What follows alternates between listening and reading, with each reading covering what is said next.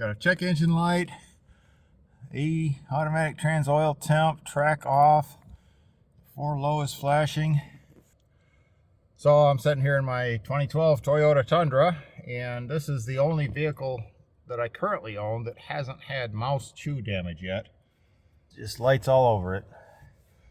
Time to hook up the code reader and see what's going on. All right, we're linked up. Okay, we got engine coolant temperature circuit low input. I guess I gotta go scroll down here. Yeah, it's a 2 out of 3. Gotta get it fixed. Okay.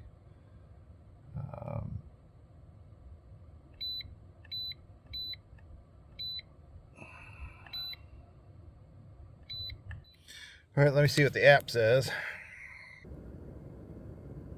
Let's see. Results, 3 codes found. P0117. Engine coolant temperature circuit low input. That sounds like a mouse chew to me. Yeah. Most likely fix is to replace the engine coolant temperature sensor or replace a wire for it. And oh, here's a different one. Insufficient coolant temperature. Maybe it's just low on fluid and it's throwing all these other codes. So maybe this is not mouse damage. I do have some of those like mouse repellent pellets under the hood of this. They smell like mothballs, but they allegedly contain some mint oils as well. So maybe it is not mouse damage. Maybe this time I have a legit coolant hose leak.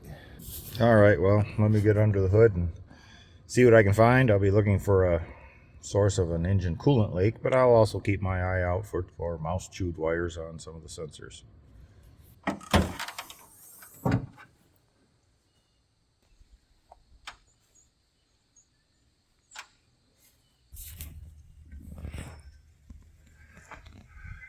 Looking all over this thing, there's one of my mouse pellets there. I am not seeing any mouse chewed wires on anything. And down here on the side of this tube, see, that's wet right there. That's got coolant and it's all crusty. That heater hose,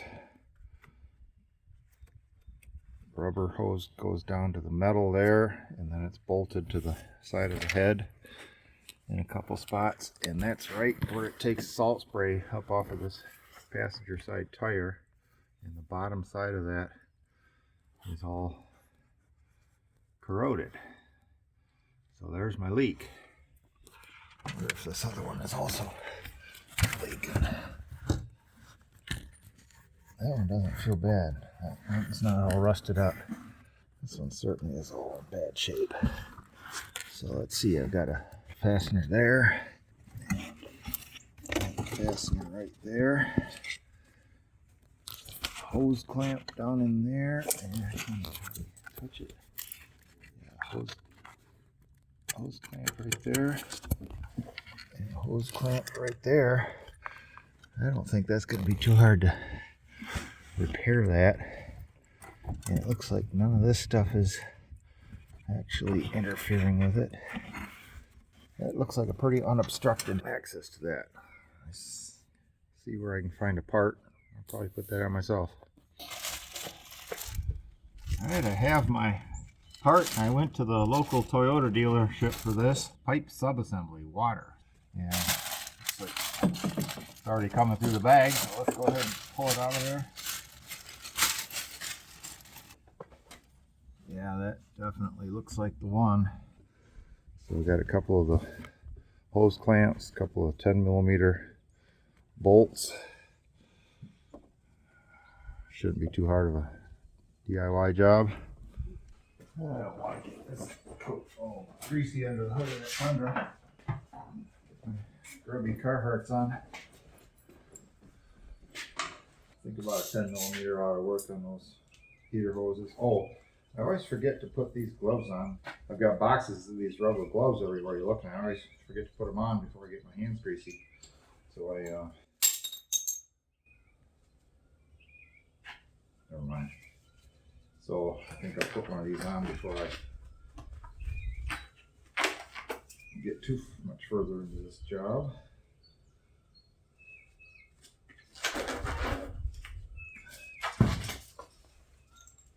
My pockets don't hold much anymore.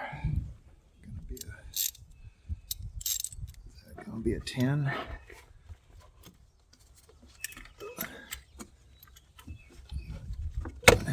Wow, that broke loose easily.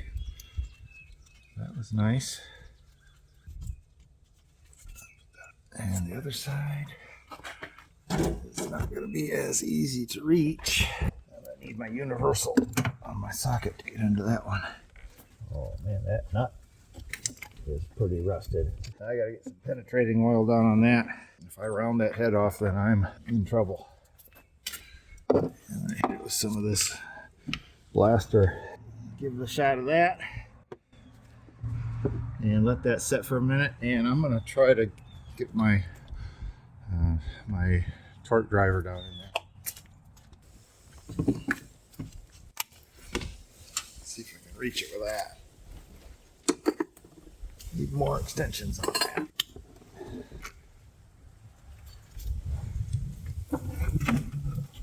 Look at these gloves.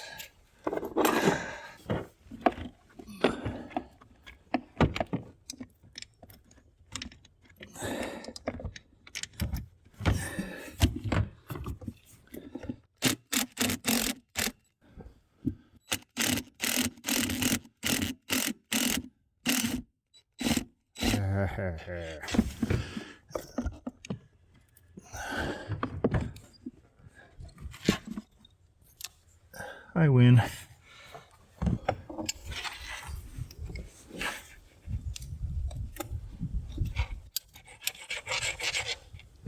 There's one hose loose. Hose clamp loose anyway.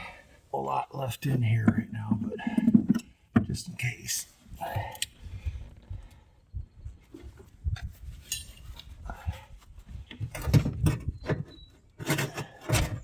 Nah, there's nothing in there. Okay, that's one end off. The other one is not this one, it's the one hidden down underneath there. It's this one back in there that you can't see it, I can't see it, so I can't see it or reach it. There it comes. All right, all you gotta do is break the seal and out it comes. Now, okay, and I hooked the other one from the back. There's the old and the new. I'll let you figure out which is which. And that bugger is soaking wet and rusted on the bottom side. Okay, get this one back in. Down in there. Underneath all that crap. Behind that. Oops. There we go. And squish it up in there. A little bit more. There we go. It's home. And while I've got a little bit of flexibility on this end, I'm going to go ahead and put the hose clamp back down around it.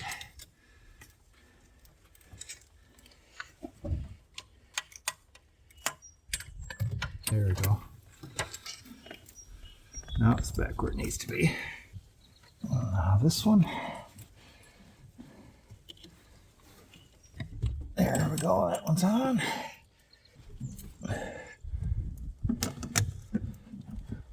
Okay, the hoses are in place. Now I just got 2 screws to get back to where they gotta be. Until I got it. And I can't see it.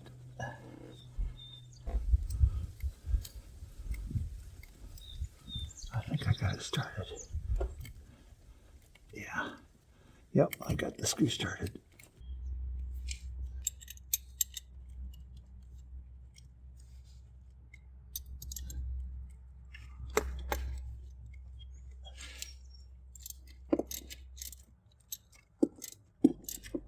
So, okay, before I get that tight, I gotta put the front one in.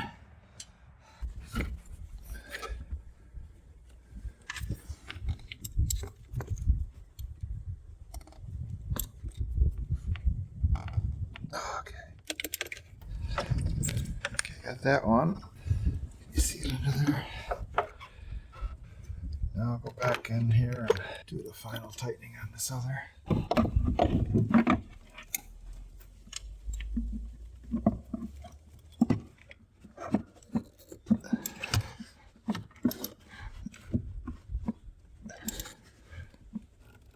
All right, that's tight.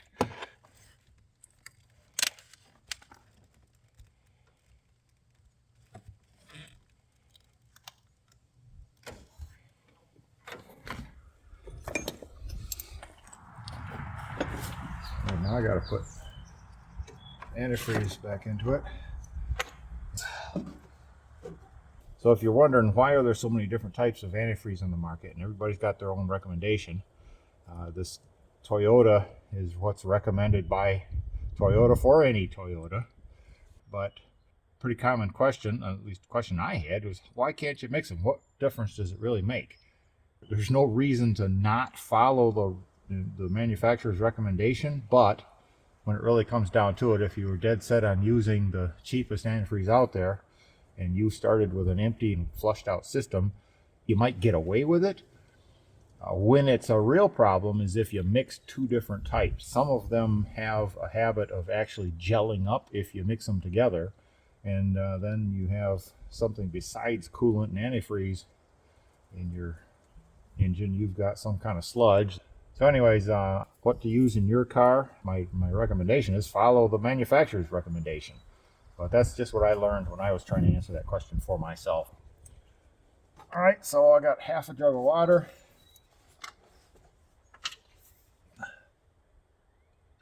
Oh, and this is the red kind.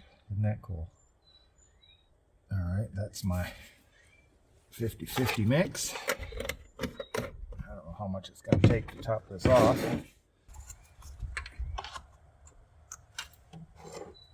This is not the greatest pouring container. Oh, it's not so bad. Probably should be putting this into the overflow and letting the engine consume it, but I wanted to get some in there because I couldn't see anything at the top there.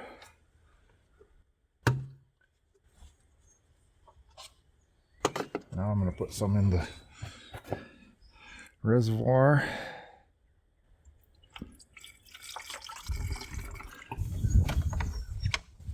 There we go.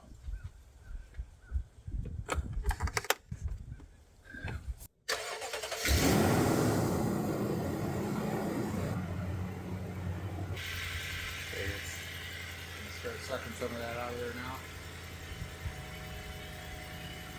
And I'm also looking for any leaks down on the side. Not seeing anything yet.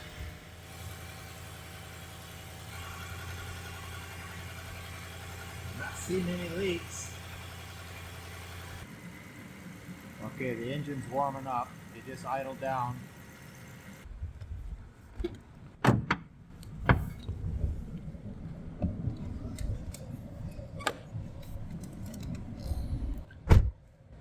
And there are my coolant temperatures coming up. And I've got no codes. I'll tell you what, my tools have saved me money once again. In my opinion, the purchase of tools, particularly early in one's life, will pay off over and over and over throughout the years, and there's a certain kind of satisfaction in a job well done for being able to fix something yourself instead of having to pay somebody else to fix it, even on stuff that you've never done before. There's you research it a little bit, and what I didn't have when I was younger was YouTube, which is an incredible resource on figuring out how to do stuff and how to diagnose stuff. If you're watching this and if you found it helpful, go ahead and subscribe. Thanks a lot for watching. PFO channel out.